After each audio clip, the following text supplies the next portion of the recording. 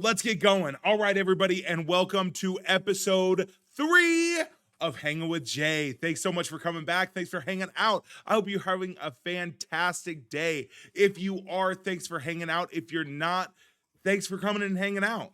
Let's go ahead and get started. I think we have a pretty good episode today. I think it's a pretty great episode, actually. We got some things to talk about. I have some updates, and I'm real excited to go over them with you. And then we're going to do a little talking. Why not? So let's get started. So this last Friday, I went to a doctor's appointment, and this is the first time that I've been to a doctor in like 7 years. It's been a long time since I've been to a doctor.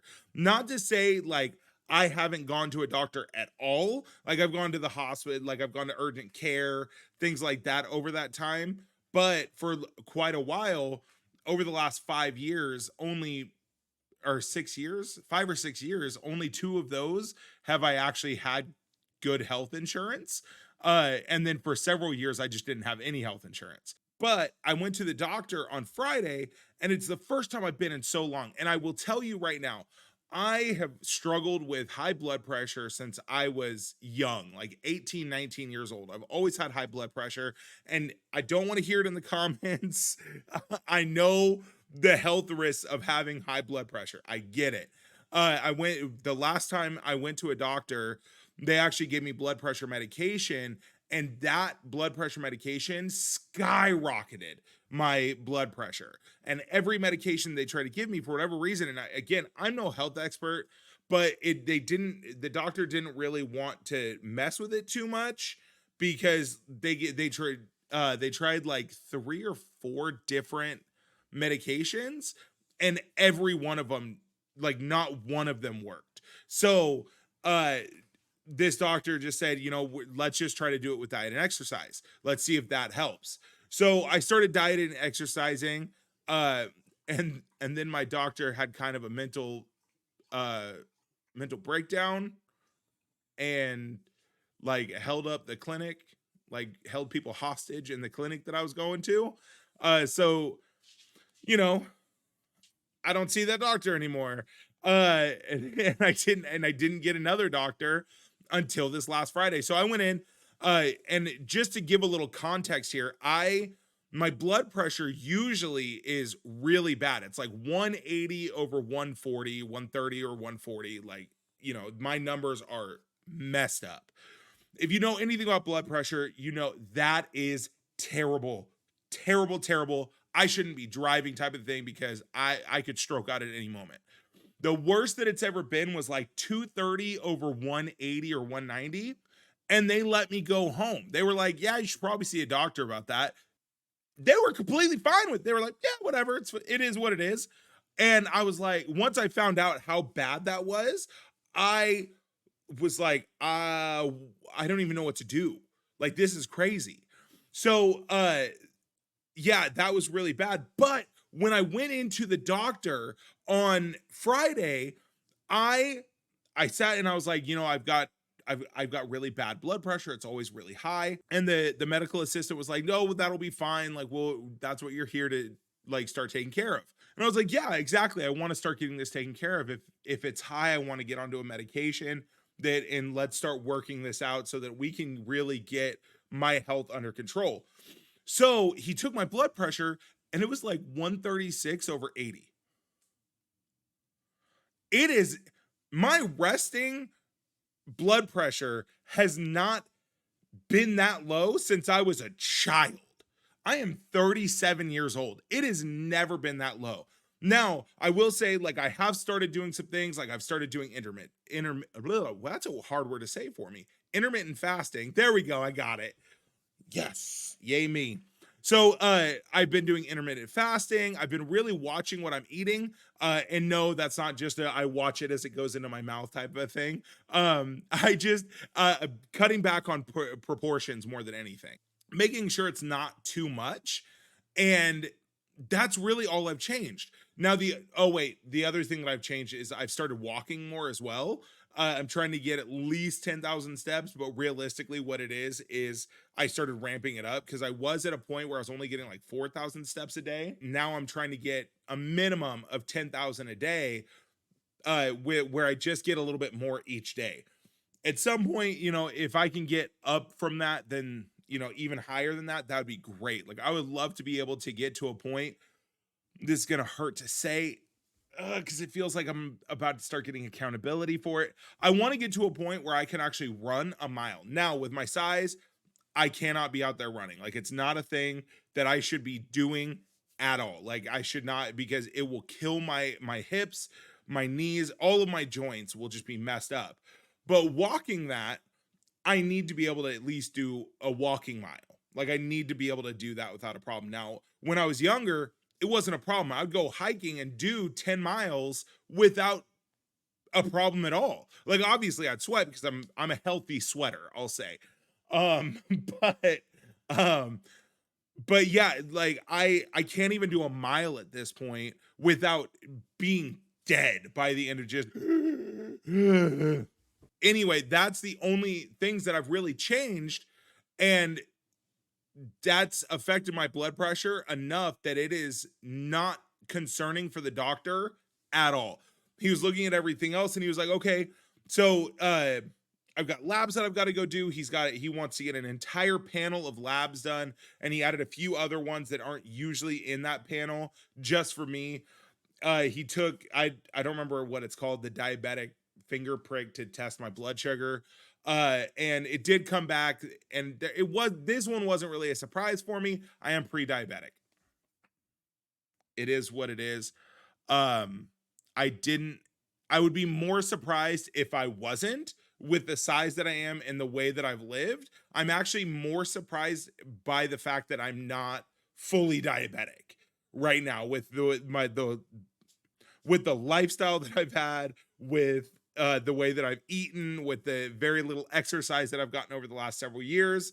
I was very surprised that I didn't have more going on. We will see with the once I get my labs back and I go in and I see the doctor. I'm excited for it. He did talk to me about weight loss surgery, which I am okay with. I'm okay with the thought of it. I'm okay with thinking about it, especially because with how big I am. Um, I'm okay with talking about it. I'm okay with meeting with somebody to have that conversation and really start opening up a dialogue with someone, with a medical expert, about getting this weight off and seeing what is going to work the best for me, whether it's losing it naturally. Like, I'm hoping, I'm not even hoping. Like, what I'm going for is I want to get a doctor who will recommend the best thing for me. Whether that's losing it naturally, and or going with any of the variations of weight loss surgery, or even if there needs to be some pharmaceutical help. Like, do I want to stay away from big pharma? Absolutely. I don't want to go far the route of pharmaceuticals for any of it, because I do believe that for my own health, I try to stay away from most pharmaceuticals. That's just me. I'm not like, I know that there are life-saving pharmaceuticals out there, but I'm not going to get into that right now. I got an email from one of my supporters, and it's somebody that is very near and dear to me, somebody that I've known literally my entire life. It's actually my cousin. She's a fantastic person. I cannot wait to be able to have her as a guest on Hanging with Jay, and I'm very excited for that. We'll have to do it remotely because she is all the way up in Washington. I am all the way down in California. It is not necessarily going to work out for me to travel there or for her to travel here, um, and do a podcast. But remotely, I know that that can be done. And as soon as I figure out how, we'll probably do that. And I would love to. That'd be awesome. And then I feel like that would open up a lot more. If I can figure that out with her, then we can actually do a lot more with that later on going forward. We'll see how that goes. We'll see how all that works out. I can't wait. But that's just a little bit more on that. Um, and talk about some mental health things, and we'll probably talk about some family stuff in it.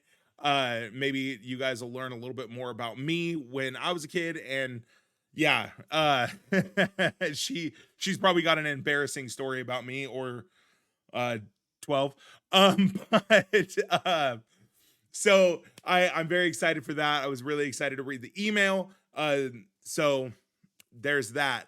This last weekend, so I know in the last episode we had talked about how my daughter is in the Lion King play at her school. And I will tell you right now, I went and I watched it and I did not expect the emotions that came out of me. I did not expect the watching her up there and watching her do something that I grew up loving.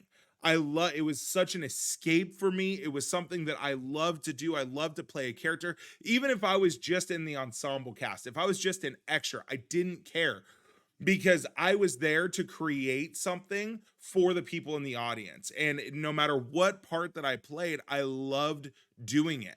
And she was a part of the ensemble cast, and she did such a great job of staying in character and just singing her heart out when it came to the parts where she sang, and it was just beautiful to watch her, and she looked like she was enjoying it. I asked her later and she did say that she just absolutely loved it, which it got me so much because that was something that I did, that I loved doing.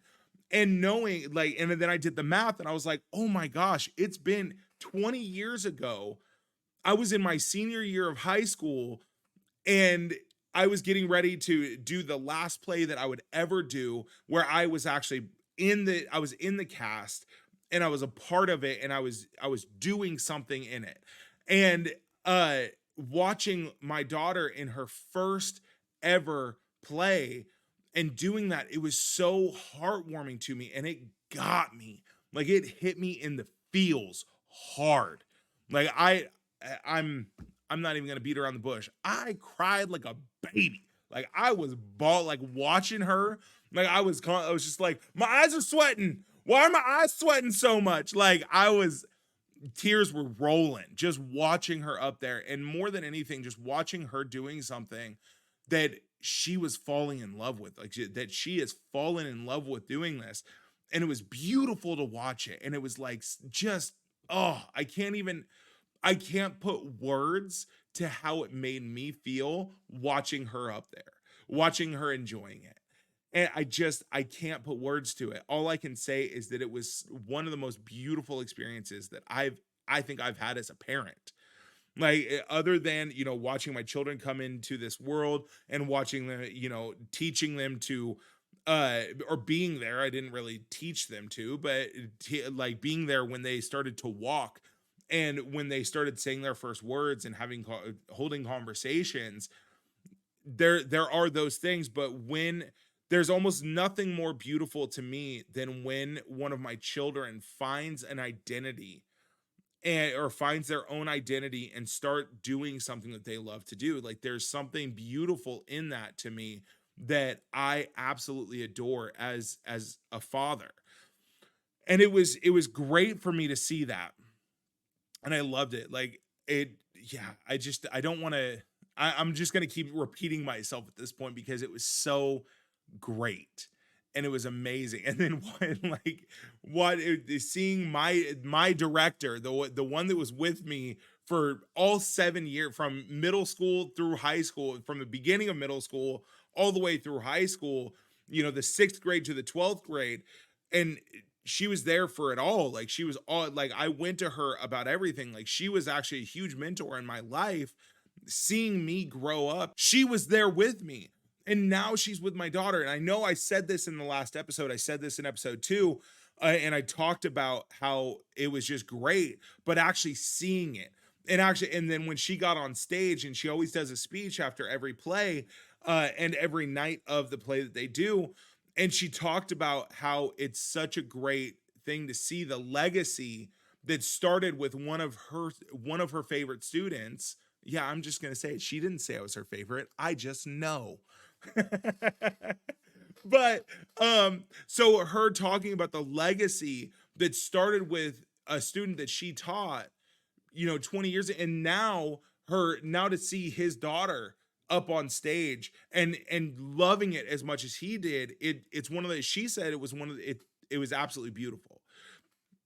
So seeing that and going through that, it was so great. And then yesterday she actually got to go see the play. She actually got to go see the musical The Lion King, and she loved it. She said she was just like in tears the entire time because how beautiful it was. So that was awesome. That was one thing that happened this week that was, oh, it was so good. I can't talk, I feel like I can't talk enough about it, but at the same time I can, because I'm just going to repeat myself. And it was something that I never, like, I'll tell you right now, I didn't think I'd ever have it. I never thought that I would have something like that, because one, I didn't think that I could have kids. Uh because the doctors told me it's a very high likelihood, and I'm not going to trauma dump on you guys.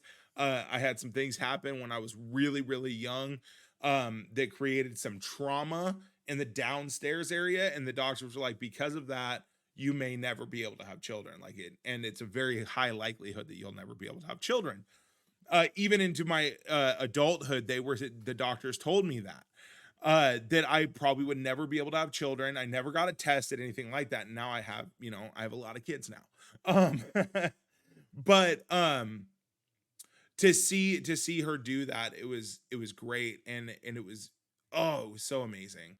With everything happening this week that has been great, and just how I've been feeling in general overall this last week, uh what's so crazy about it is that my life always finds some kind of a balance. It's like, oh, you've got a lot of good things going on, now we're going to give you nightmares about anything bad that you've thought about in the last 5 years. And so that part's weird. Like, I've always struggled with night terrors. It's always something that I've had, and I have very vivid night terrors where I will wake up and I will take a few minutes to try to reset, and I will go to sleep and go right back into it. It's just something that happens. I'm not, and sometimes I lose sleep over it. Like last night, I only got like 4 hours of sleep. I went to bed at 1, woke up at 4, so it was only like 3 hours of sleep. That's why my hair's a little messy today. Um, but a lot of that just came from the fact that I just kept waking up, and at at 4 this morning, I was just like, I'm not even gonna try anymore. I'm not gonna try to get any more sleep today, uh, because this is the worst night's sleep that I've had in a while. Um, but with everything good that's been happening, and all the good news, and things like that have been going on, um, and all the strides that I feel like I'm taking right now to make sure that my health, my mental health, my physical health is getting to a place that it needs to be. I'm, having these nightmares. I'm like, oh, okay, so those are things that I actually do need to deal with.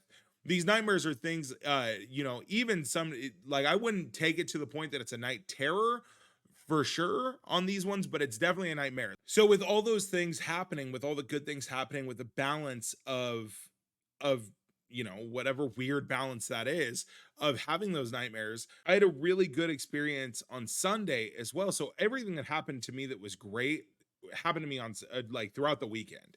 And as I've stated before, and as most people that know me, I think everyone that knows me knows this, I'm a Christian man, and I love the Lord, and I go to church every week. And that's not like, I'm not trying to boast on that. I'm not trying to I'm better than anyone for that. Like, I really actually find myself as a broken man, and that is something for me that helps me. So take from that what you will. But I had my own spiritual moment this weekend, and it was so beautiful. So I decided that I was going to go up front. I was going to go to the altar, and I was going to just spend some time at the altar and just worshiping God. And as I was there, I felt nothing, which is a very weird feeling to have. I didn't usually, when I go up front, if I'm like not having one of those moments, like a spiritual moment, it's just, I have some anxiety going on, I've got something else going on, whatever it might be. But I felt nothing. I didn't feel anxiety, I didn't feel depression, I wasn't happy, I wasn't sad, I wasn't up, I wasn't down. I was just nothing. And as I was standing there, I realized that it wasn't nothing. It was peace. It was this feeling of, I'm not worried about anything. I'm not necessarily happy about everything, but I'm not worried about anything. Any of those things that are going on, like I wasn't thinking about them in those moments. And it was this moment of peace, this moment of tranquility for me because I'm so used to dealing it with anxiety and dealing with depression and dealing with all of these things where I'm either up or I'm down, and being right there in the middle and just feeling absolute tranquility in those moments. It was something that's so rare for me that I was like, "Oh no, I'm about to go into a depression, to a depressive episode, uh, uh, um, I'm gonna go into an episode of depression. I'm gonna have some feelings, like, and they're gonna be big. Like, I might have to call into work because this is so bad. Like where I was, I was like, oh, I'm gonna crash. Like just knowing myself, but standing there, and then just realizing that, oh wait, this is peace. This is something that is really nice. Actually, it's not a crash. It's in the middle. It's a balance. And I had such a beautiful spiritual moment in that time that I had to sit there, I had to stand there and just in awe of my creator and just in awe of what he was doing in me in that moment. And it was great. I don't have other words for it. It was just so great and it was amazing. And I absolutely adored that time and adored what was happening right then. So embracing that, it just, as it happened and as it was going on, it just more and more, I got so much more peace in those times, and I really wasn't worried about things, even though I know that there are things that I need to worry about. I know that like my car is breaking down. I know that I'm not necessarily having the best time with certain parts of my life right now. I know that those are a thing. I knew I wasn't, it wasn't that I wasn't thinking about those things. It was in that moment I wasn't worried about it. It was not something that was at the top of my list of worries. I didn't have a list of worries at that moment. It kind of just faded into the background, and I was able just to take a few moments and just have some peace, have that tranquility, and have that time away from thinking about those anxious thoughts, thinking about anything that it was depressive, thinking about any of those things. And it was great. It was amazing. It was so good for me to experience. And then while I was standing there, my youngest daughter came up to me and she just hugged me, just loved on me, which is not super out of the normal for her because she loves like cuddles from dad. Like she just loves coming up and giving me hugs wherever I'm at. As soon as she sees me, she loves giving me hugs. And I love that. I love getting hugs from my daughter. It is something that I look forward to every weekend when I see her, and every time I see her in between. I love that she just gets excited and she will run up and just give me a hug. But in that time, her coming up to me and giving me a hug, it almost felt different. And she stayed there with me for a few minutes, and then she went back to her mom because her mom and I still go to the same church. We actually never left the church that we were going to when we were married. We both stayed there, and it created a beautiful friendship between us, as I've stated in previous episodes.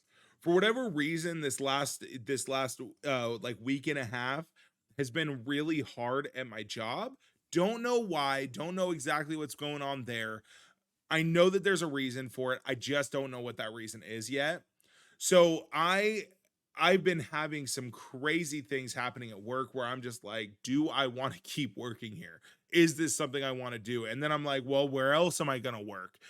And then, all these things start stacking up on top of each other. And I want to say it was Sunday. So it was after I left church. It was after I made sure the kids got home to their mom. And so I get into work, and there are just some things going on, and I'm like, oh, this is not fun, like this is not good. So I go in and I'm just like, I don't know if I want to work here anymore. Now I know that was like, that's not a realistic thought. Like I want to keep working there. I love working at the place that I work. I love doing what I do. However, it just in that moment, I was really unsure if I wanted to keep doing it. And work, just people be peopling, you know what I mean? Like there's just a lot of times where when you work with people who are addicts, they almost always have big personalities. And those big personalities come out all the time. And when you also have a big personality, like myself, sometimes those personalities clash. And that gets hard at times, especially when I care about people. I care about the people that I work with. I want them to have those aha moments. I want them to have those moments of clarity. And as I had earlier in that day on Sunday, I want them to have peace. There are those days, though, that it's really hard to remind myself that that's what I want. And for whatever reason, Sunday was one of those days. I don't know what was going on there. Hold on. I do know what was going on there. I know exactly what was going on. It was not because I was in a depressed state. It wasn't because of anything else. Like I threw on some music. I was singing. I was doing carpool karaoke all by myself all the way to work. And I drive an hour to get to work. It was great. Like that was great. And then when I left work that day, I threw on music again all the way home, and I did some carpool karaoke, and I was just loving it. It was a great time. It really was. I had a lot of fun. I have a lot of fun on my drives to and from work. Uh, Most of the time, like there's a lot of times I'll throw on an audiobook, I'll throw in music, I'll listen to a sermon. I will do something that it makes me feel good in those moments. I sent an email out yesterday, and I got an email back. I got a response back, and it was an email to some podcasters that I listen to, that I have fallen in love with these podcasters. I've fallen in love with their podcast. I've fallen in love with the community that they've built, and I absolutely love it. And they are some of the people, without even knowing it, that they actually really pushed me and gave me the motivation to do Hanging with Jay and really start getting into it again. And it's one reason that I absolutely love it. And they responded back. It was just their what is it called? Their automated email back saying, "Oh yeah, we received this." But at the end of it, it said, "Be grateful." Like in their signature part, it said, "Be patient, be grateful." And I started thinking about that. And I started thinking about how much gratefulness means, and how so often I feel like we're not grateful for things. We live in a society of consumption, of consumerism, where we just want to consume, and we consume and we consume and we consume, and then once we've consumed everything, we're angry that we don't have more of it. And I've done that in myself. I've done that to myself as well, where I will have a plate of food, and then at the end of it, I'm angry because I don't have more of it. When I go to a restaurant and it's a great meal, or I go and I get a steak, or I get a hamburger, because I'm a hamburger guy. I love hamburgers. Like that's my jam. 100%. If I could just eat a hamburger for every meal forever, I'd be good with it. Obviously, I know I can't, but if I go and I eat it and it's delicious, at the end of it, I get angry. There's a lot of times that I get angry because I'm like, I don't have more. But instead, what I should have is I should have gratefulness that I even got to have that burger or that steak or whatever it is that I'm eating at that time. So having gratitude is something that is so huge. And as I started looking into like the meaning of gratitude, and how just this place, it's a state of being, it's a quality of being thankful. It's a state of being ready to be thankful and then to return kindness. And as I got into that, I started looking into kindness, and I started getting into, like, I was like, oh, well, that's just being nice. Well, it's not, because being nice is, oh, I'm not going to point something out to somebody because I don't want to embarrass them. But being kind is, oh, hey, I know that if I don't point this out, it will embarrass them. So if I have a booger hanging out, being nice would just not to say anything, but to be kind, to say, hey, bro, just little, there, you got it. Like, that's the, I think, the best example that I have between the two. I think, and in my opinion, I believe that being nice is being fake. It's you not wanting to point something out because you don't want to hurt somebody's feelings. But being kind is someone coming up to me and loving me. And I'm not saying that a stranger on the street, I'm cool with them being like, hey, bro, you're fat. You should lose some weight. Like, that's hateful. You're not being nice or kind. You're just being a jerk. But for somebody that loves me and has built a relationship with me to say, hey, man, I'm scared about your weight. I'm scared about where you're at. You're showing me a kindness. For somebody to say, like, hey, man, is there anything I can do to help with that? Like, that's showing a kindness. Being nice is coming up to me and tell, like, when I'm like, oh man, I got to lose some weight, and somebody's saying, no, man, you're perfect just the way you are. No, I'm not. This demon of weight that I've put on myself and that I hold on my shoulders and that is in my belly, like that's on my legs, it's not it like it's going to kill me. So standing up and saying, "Hey man, like you got to do something about that." Is you're actually showing me a kindness, and then somebody willing to call me out like, "Hey man, like if we're out in a bed, like if we're out together and I'm like, "Oh man, I'm going to get a second slice of cheesecake cuz I love your boy loves some cheesecake. I want to get a second slice of cheesecake." And you're like, hey, do you really need that second slice of cheesecake? Like, can we just be thankful? Can we be grateful for the one that we did eat? Thank you for your kindness. You are correct. And that's how I feel about that. Now, being nice again is saying, no, man, there's no problem. You don't have any problems, man. Like, hey, bro, like you're good just the way you are. You don't need to change a thing. You're a liar. I do. I need to change a lot of things. There's a lot of weight that's on my shoulders and in my body, those fat cells that I need to get rid of. Now, there's a lot of weight on me as well from from things in my past and just in my life that again, I'm not going to trauma dump. It's just part of my life that I also need to get off my shoulders that I've been spending time getting off my shoulders and getting those past that past exactly where it belongs, and that's behind me. It's something I don't need to look at and feel shame about anymore and hold on my shoulders, but it is always going to be something that is there, and I need to remember that. And I'm grateful for the past that I have. I'm grateful that I've had some of the experiences that I've had, whether they were terrible or whether they were awesome. I'm happy for them because I couldn't be the person that I am now without those things. So I'm very grateful for those things. I'm grateful that I had the life experience that I had, and some of those things that happened to me that were not good. I'm happy that they happened. In some ways, I'm grateful for them because I'm happy with the man that I am becoming, the person that I'm becoming, that man that can be respected in the community and the home that he is in.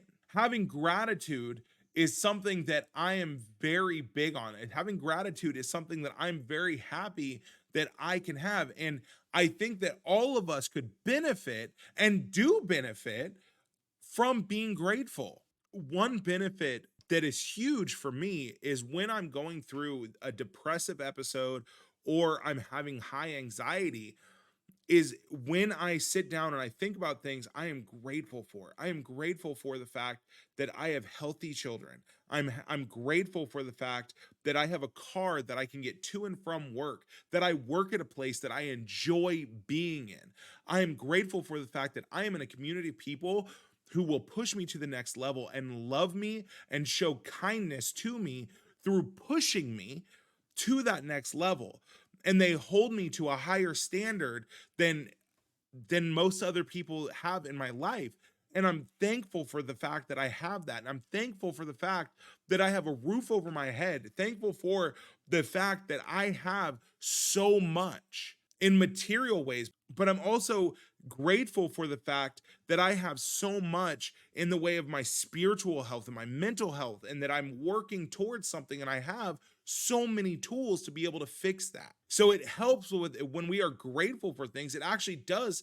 It's been scientifically proven. There are brain scans that you can look up for people that are constantly grateful. And then there are people who have gone through high anxiety, and when they start practicing being grateful, that their brain scans will actually start changing to a healthier brain scan. So there is that side of it. Now I know when some of us hear, oh, you need to be grateful, like I know that for a long time I would just roll my eyes like, oh God, I don't, like, I know that I need to be grateful. I am grateful. But was I really? Was I actually working on being grateful? Or was I just being another consumer of other people's time and of other people's things? And was I consuming my own time and being angry that I'm not living life to my fullest because I'm not doing what I'm supposed to be doing? But now, as I've looked into it more and I've looked into what we need to be grateful and what it means to be grateful, even more than that, I've really gotten to a point where I'm like, oh, this is something that's actually helping me. It's helping with my anxiety.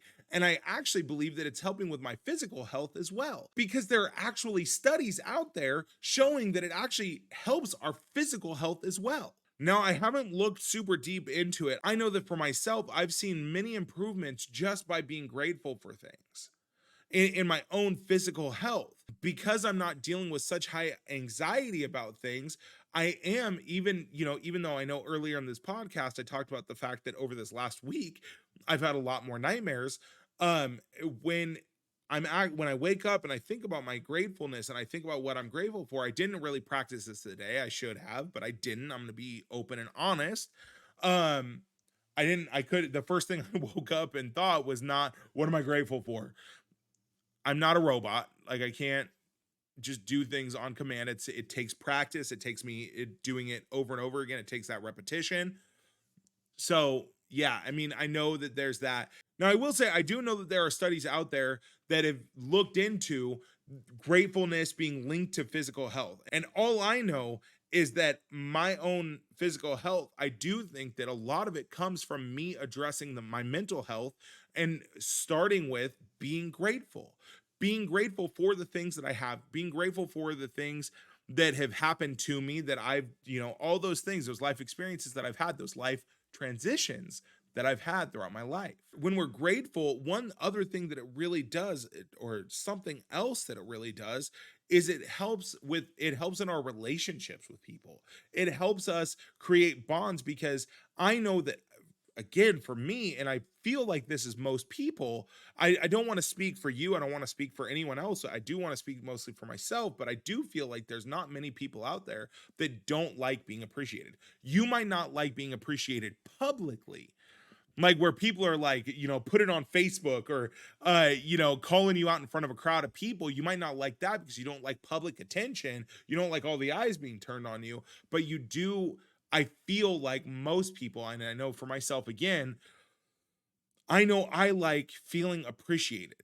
When somebody comes up to me and says, hey, I appreciate you, I appreciate what you did, and give me an example of what I did that they're grateful for and that they appreciate me for, it makes me feel better. And it makes me want to do a better job the next time, to make sure that I'm also appreciating them.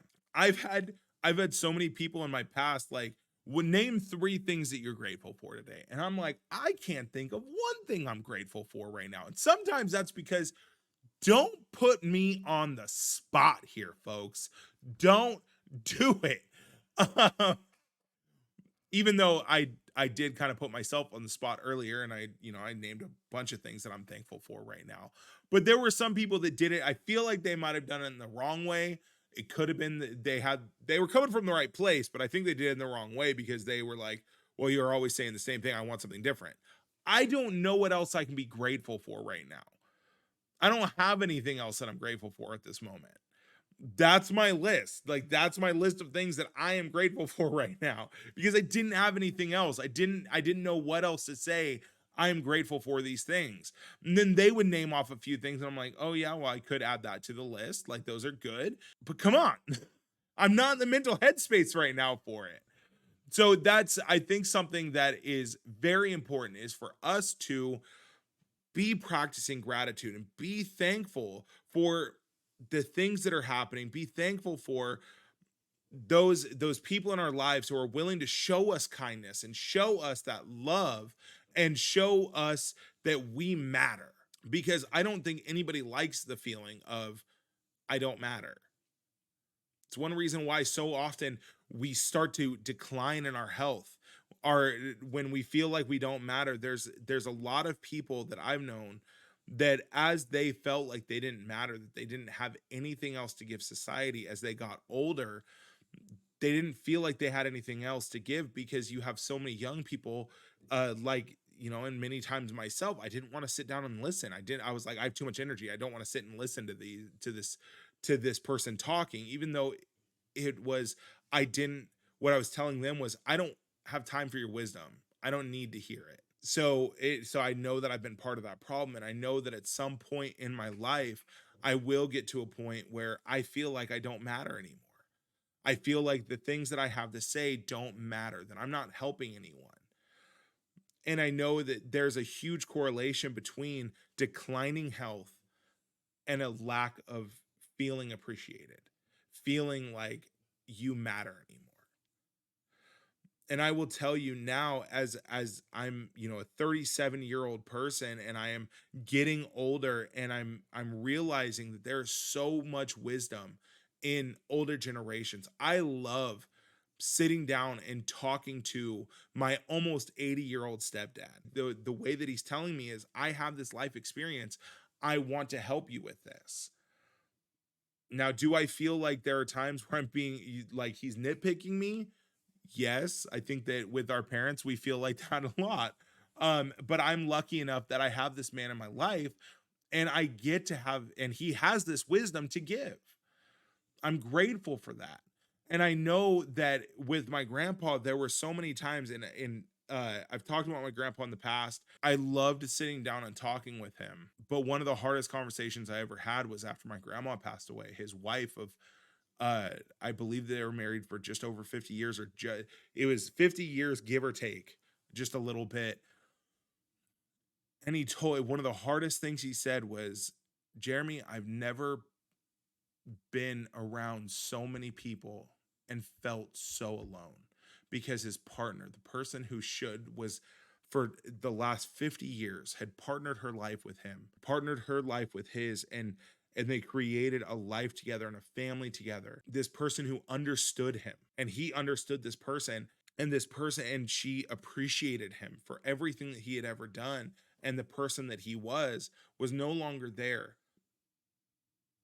And as he got into that, I saw his health decline more and more. And I remember he was so angry at my grandma so often, because she was not supposed to be the one that went first. He was. It was a huge joke that I remember him telling, where he got with a younger woman because women already live longer and he's not going to live alone. He's not strong enough for it. And he did it. He did it for several years. And that time that I think my entire family had with him, we loved him and we enjoyed it. But we were so sad for him. I know that I felt so much sadness for him. I didn't pity my grandpa. I refused to ever pity him. But I felt sadness for him in that time, because I know that, one, it's not my job to fill that hole, but I know that even if I tried, I could never fill the hole that woman, that my grandmother could and did. So feeling appreciated is something that is so huge.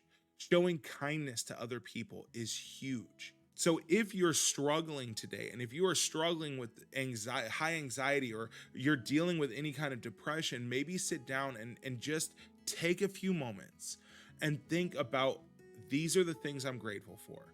Why am I grateful for them? And you don't have to take a very long time. It's not a crazy exercise where you have to spend hours doing it. You could take 5 minutes. Everyone has 5 minutes. Let me see your schedule. I can find 5 minutes in a day where you can think about some things to be grateful for. I don't care how long your list is. Start with one thing you're grateful for, and move up from there. If you can get to a point where you have a list of things that you're grateful for, and anytime you're getting down, you can look, okay, I'm grateful for that. I'm grateful for that. Oh, I can add this to the list. I will tell you, you will start seeing your own mental health improve in leaps and bounds. I guarantee it. Understand that you matter. Understand that you are somebody who actually is important. You have people out there, even people that you don't know, that are rooting for you. But know that you matter. Know that you have something to give. You might not see it today, but as you keep working on this and as you keep taking this journey, I'm hoping that you realize it and know that if no one else thinks about it, if no one else says it, know that I am rooting for you. And you are worth it. You are worth that time. That's all I've got for today, y'all. Thank you guys so much for hanging out. Thanks so much for being here. Thanks. If you stuck it out the whole time, great. If you had to listen to it in parts, great. Thanks so much for getting here. If this episode has impacted you at all, if this episode has, if you feel like this would be beneficial for anyone that you know, share it. If you want to subscribe, hit that bell icon so you know when these episodes come out. You guys are amazing. Thanks again so much for hanging out. And don't forget, it's a journey. So every step counts. Let's get to it. I'll see you in the next episode, y'all.